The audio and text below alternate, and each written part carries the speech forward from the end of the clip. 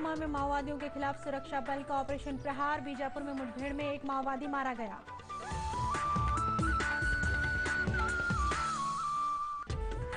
Smart city की नई सूची में नया रायपुर और बिलासपुर शामिल। मुख्यमंत्री ने कहा, योजनाबद्ध तरीके से होगा विकास।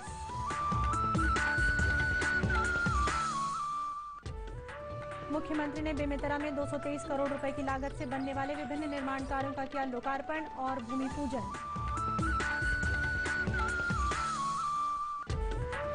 और रमजान के मुबारक महीने में मस्जिदों में अदा की गई जुमातुल विदा की नमाज। ईद की तैयारियां शुरू।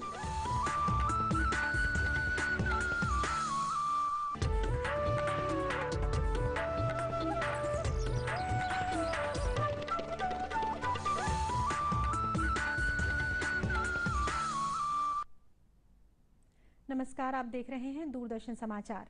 मैं हूं शीतला शुक्ला। अब समाचार विस्तार से। सुकमा जिले में चिंता गुफा से करीब 20 किलोमीटर दूर टोंडा मरका के जंगलों में आज सुरक्षा बल ने एक संयुक्त अभियान में माओवादियों के खिलाफ ऑपरेशन प्रहार चलाया, जिसमें माओवादियों को भारी क्षति पहुंचाने की खबर है। इस बीच अभियान के दौरान 5 जवान घायल हो गए हैं। वहीं मुठभेड़ में कई माओवादियों के मारे जाने और घायल होने की भी खबर है। इनमें से एक का शव सुरक्षा बलों ने बरामद किया है। उधर बीजापुर में सुरक्षा बल के साथ मुठभेड़ में एक माओवादी के मारे जाने की खबर है। वहां हथियार बनाने के कारखाने को भी सुरक्षा बल ने ध्वस्त किया है। सुकमा में घायल जवानों को गोलीबारी के बीच वायुसेना के हेलीकॉप्टर से राजधानी रायपुर लाया गया। घायलों में एक जवान की हालत गंभीर बताई जाती है। पुलिस महानिदेशक डीएम अवस्थी ने पत्रकारों को बताया कि माओवादियों के गढ़ में चलाए गए अभियान के दौरान घायलों को बेहतर इलाज के लिए रायपुर लाया गया है। उन्होंने बताया कि अभियान में सीआरपीएफ, डीआरजी और एसटीएफ के जवान शामिल थे।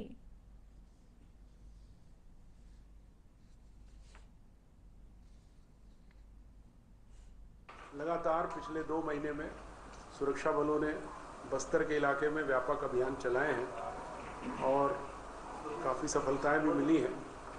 इसी कड़ी में एक ऑपरेशन प्रहार कल लॉन्च किया गया था, जो कि सुरक्षा बलों जिसमें कि राज्य के एसटीएफ, डीआरजी और जिला पुलिस सुकमा के अलावा सीआरपीएफ की कोबरा और सीआरपीएफ की टीमें, उनके सभी अधिकारी थे।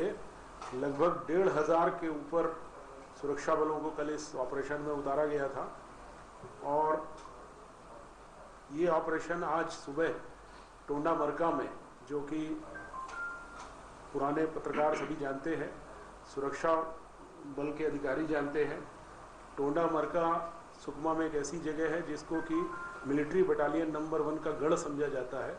वहाँ पर ये आज मुठभेड़ सुरक्षा बलों के साथ हुई है, जो कि अभी भी जारी है। पत्रकार वार्ता में सीआरपीएफ और वायुसेना के अधिकारी शामिल थे। मुख्यमंत्री डॉक्टर रमन सिंह ने केंद्र सरकार द्वारा स्मार्ट सिटी प्रोजेक्ट में नया रायपुर और बिलासपुर को शामिल किए जाने पर केंद्र का आभार जताया है। डॉक्टर सिंह ने कहा कि अब इन दोनों शहरों का और अधिक तेजी से तथा योजनाबद्ध विकास होगा। आज घोषणा किए स्मार्ट सिटी के रूप में एक नया रायपुर और बिलासपुर बहुत दिनों से प्रतीक्षित था। ये दोनों का घोषणा आज हुआ है। निश्चित रूप से छत्तीसगढ़ के विकास के लिए ये 3 शहर अपनी भूमिका निभाएंगे और अन्य जो शहर हैं उनका भी विकास तेज। स्मार्ट सिटी का स्वरूप तो बनना शुरू हो गया है और स्मार्ट सिटी कोई घोषणा से रुकता नहीं। शहर का विकास तो हमारी प्राथमिकता है। नया रायपुर तो उस नया रायपुर के सारे मापदंड पे अपने आप में खरा उतरेगा। मुख्यमंत्री ने कहा कि नया रायपुर स्मार्ट सिटी के मापदंडों को पूरा करने के लिए लगभग तैयार है। मुख्यमंत्री डॉक्टर रमन सिंह ने बेमेतरा के थान खमरिया में 223 करोड़ रुपए की लागत से बनने वाले विभिन्न निर्माण कार्यों का लोकार्पण और भूमि पूजन किया। लोकार्पण समारोह में मुख्यमंत्री ने प्रधानमंत्री आवास योजना के 200 हितग्राहियों को आवास स्वीकृत पत्र, प्रधानमंत्री उज्ज्वला योजना के तहत 100 हितग्राहियों को गैस सिलेंडर और चूल्हा तथा 100 कुंभकारों को विद्युत चाक का वितरण किया।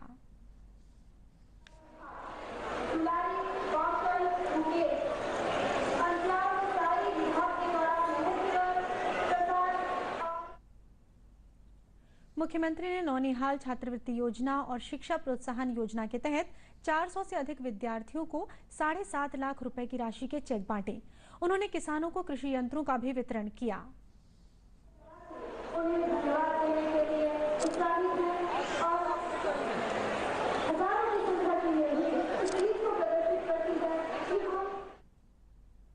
मुख्यमंत्री ने इस दौरान विभिन्न विभागों द्वारा लगाए गए स्टॉलों का भी अवलोकन किया। इसके पश्चात माननीय मुख्यमंत्री महोदय स्कूल शिक्षा विभाग के स्टाल की ओर बढ़ रहे हैं। इस मौके पर समारोह को संबोधित करते हुए मुख्यमंत्री ने विभिन्न योजनाओं के बारे में लोगों को जानकारी दी। पंचायत और ग्रामीण विकास मंत्री अजय चंद्राकर ने विभागीय समीक्षा बैठक ली, जिसमें उन्होंने पंचायतों में चल रहे केंद्र और राज्य की योजनाओं के संबंध में जानकारी ली और जरूरी दिशा निर्देश दिए। बैठक में एसीएस एम.के. राउत और आयुक्त पंचायत विभाग सुरेंद्र कुमार जायसवाल सहित विभाग के सभी आला अधिकारी मौजूद थे। बैठक में विभाग की योजनाओं को लेकर प्रोजेक्टर के जरिए प्रेजेंटेशन दिया गया। श्री चंद्राकर ने पंचायतों के प्रतिनिधियों के कार्यों को लेकर भी जानकारी ली। उन्होंने अधिकारियों को योजनाओं की सतत निगरानी करने के निर्देश भी दिए। खबरों का सिलसिला आगे भी जारी रहेगा। फिलहाल वक्त है एक छोटे से ब्रेक का।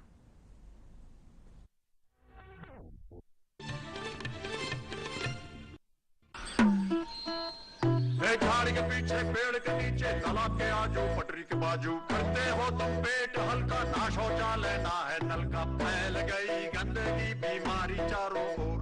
अरे इसीलिए बॉस शट द डोर।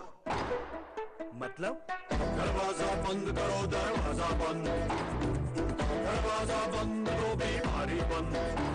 अरे खुले में जब शौच करोगे खुल के रोग फैलाओगे तो भाई बीमार पड़ोगे सब संग।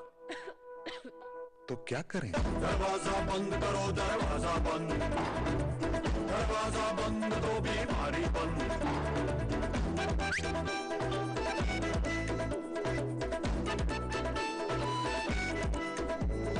बात समझ में आई तो ही लाओ अपनी मुंडी, शौच करना है तो बंद करो भाई कुंडी।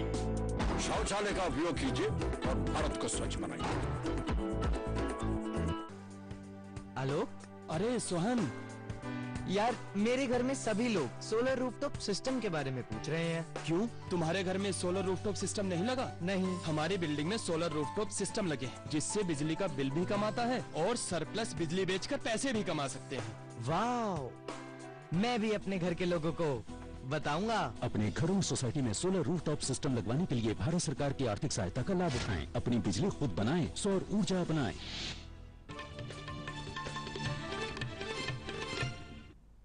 ब्रेक के बाद एक बार फिर स्वागत है आपका दूरदर्शन समाचार में। अब देखिए 3 मिनट 10 खबरें।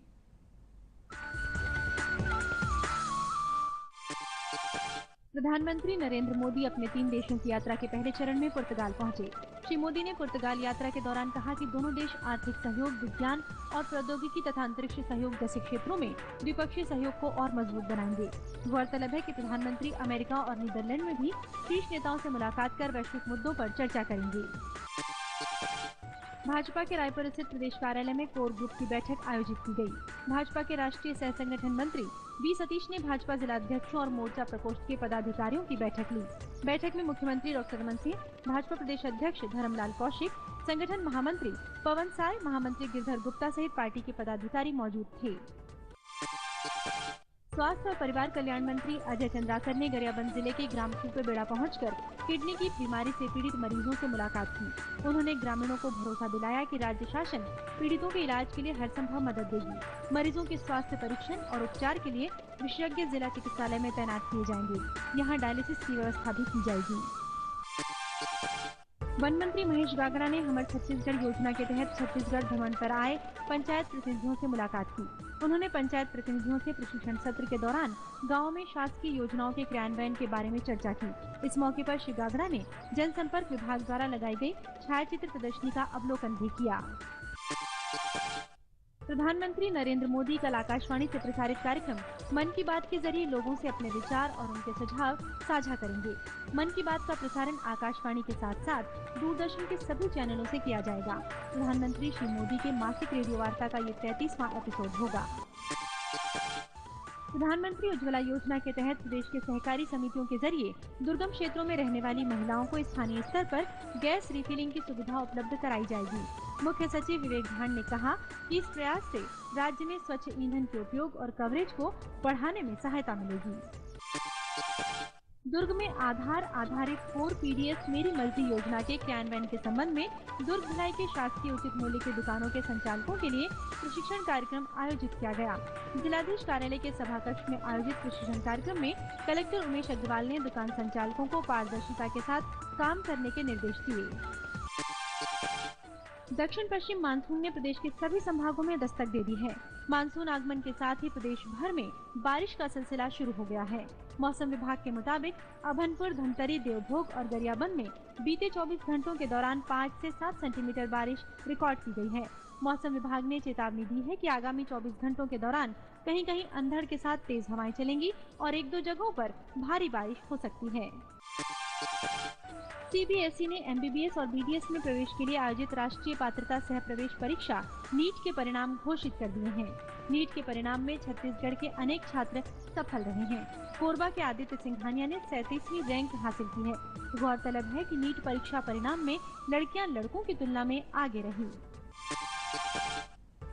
कोरिया के जिला मुख्यालय बैकुंठपुर में जनता कांग्रेस जोगी के कार्यकर्ताओं ने आगामी विधानसभा चुनाव के मद्देनजर जनसंपर्क अभियान चलाया। कार्यकर्ताओं ने पार्टी की योजना, विचारों और घोषणा पत्र की प्रतिलिपियां घर घर जाकर बांटी।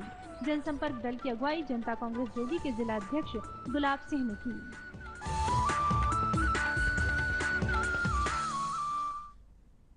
अब कुछ खबरें विस्तार से।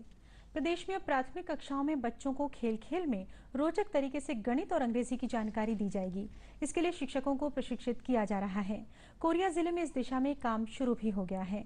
कोरिया के जिला मुख्यालय बैकुंठपुर में पहली से तीसरी कक्षा के बच्चों को ऑडियो, वीडियो और लर्निंग किट के जरिए सरल तरीके से अंग्रेजी और गणित सिखाने के लिए शिक्षकों को प्रशिक्षण दिया जा रहा है। प्रशिक्षण कार्यक्रम के समन्वयक नीलेश शुक्ला ने बताया कि प्रशिक्षण का दूसरा चरण चल रहा है।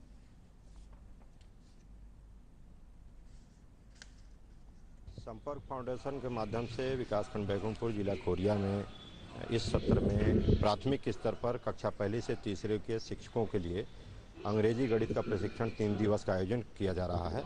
ये दूसरा चरण है हमारे यहाँ। पहला चरण 19 से 21 जून आयोजित किया गया। 130 लोगों को आदेशित किया गया था। 128 लोग 100% लोग उपस्थित हुए। प्रथम दिवस में गणित विषय पर 1 दिन का प्रशिक्षण आयोजित किया जा रहा है। शेष 2 दिवस में अंग्रेजी विषय पर अंग्रेजी किट आधारित प्रशिक्षण शिक्षकों को दिया जा रहा है। उन्होंने बताया कि बैकुंठपुर विकासखंड से 128 शिक्षक प्रशिक्षण प्राप्त कर रहे हैं। रहमत भरा रमजान का महीना अब अपने अंतिम पड़ाव पर है। प्रदेश की मस्जिदों में कल जुमातुल विदा की नमाज अदा की गई। भिलाई के जामा मस्जिद में इमाम हाफिज इकबाल हैदर ने नमाजियों को नमाज अदा कराई।